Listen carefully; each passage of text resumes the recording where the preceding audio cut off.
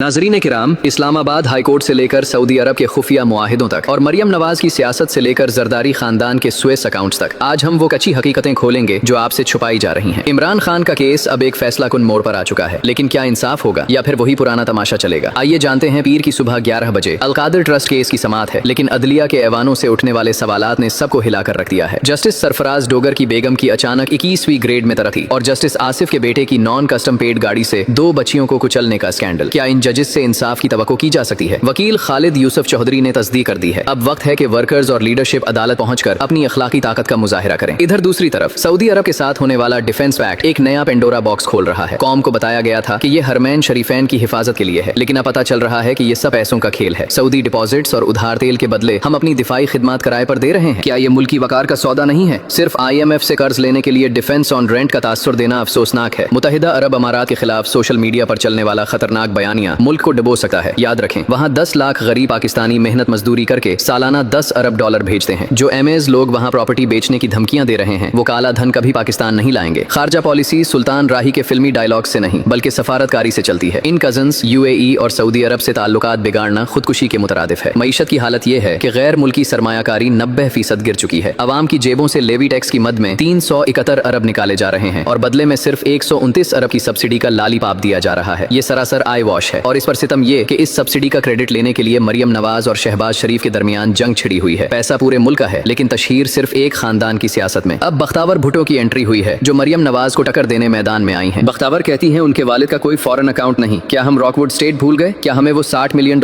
के Suez accounts भूल गए जिन्हें बचाने के लिए यूसुफ रजा गिलानी ने अपनी नाअहली तो कबूल की मगर खत नहीं लिखा? तारीख गवाह है कि ये सब केसेस NRO के पीछे छुपाए गए। एक तरफ मुल्क में एहतजाज करने वाले PTI वर्कर्स पर कराची में लाठियां बरसाई जा रही हैं, तो दूसरी तरफ डोनाल्ड ट्रंप की ईरान को दी गई डेडलाइन ने आलमी मंजरनामा गरमा दिया है। घी की कीमतें मजीद 150 रुपए बढ़ने वाली हैं। अपना और अपनी सेहत का ख्याल रखें, क्योंकि अस्पतालों में अब जगह नहीं रही। सियासी तमाशा जारी है।